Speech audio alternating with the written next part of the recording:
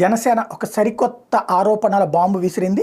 YCP ప్రభుత్వం గడిచిన 4 సంవత్సరాలు కేవలం 1.72 కోట్లు మాత్రం అప్పు చేశామని చెప్తోంది. కానీ ఈ ప్రభుత్వం చేసిన మరో 91,253 కోట్ల అప్పుకి లెక్క తేలడం లేదు. ఆ కోట్లు ఎటుపోయాయి? ఇది నాదెళ్ల మనోహర్ తాజాగా ప్రశ్నించింది. ఎక్కడా లేని విధంగా, ఎవరికి అర్థం కాని విధంగా రివర్స్ బారోయింగ్ అనే పేరుతో ఒక కొత్త విధానం తెచ్చి 91,253 కోట్ల రూపాయలు అప్పు తెచ్చారు. ఈ మొత్తాన్ని లెక్కల్లోకి రాకుండా దాచేశారు. బడ్జెట్ ప్రిపరేషన్లో ఈ విషయం బయటపడింది. ఆ కోట్ల లెక్కలు ఎటుపోయాయి అనేది ప్రభుత్వ పెద్దలకే తెలియాలి. ఆర్థిక శాఖ ముఖ్య అధికారికి తెలుసు. వైసీపీ సర్కార్ రివర్స్ టెండర్లు అన్నట్టు రివర్స్ బారోయింగ్ అని అంటోంది.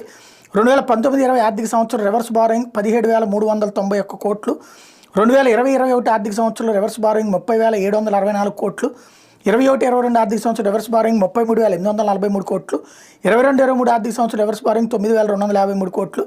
వైసీపీ చేసిన రివర్స్ బారోయింగ్ పాలన వైఫల్యాల గురించి చర్చకు ముఖ్యమంత్రి సిద్ధమా?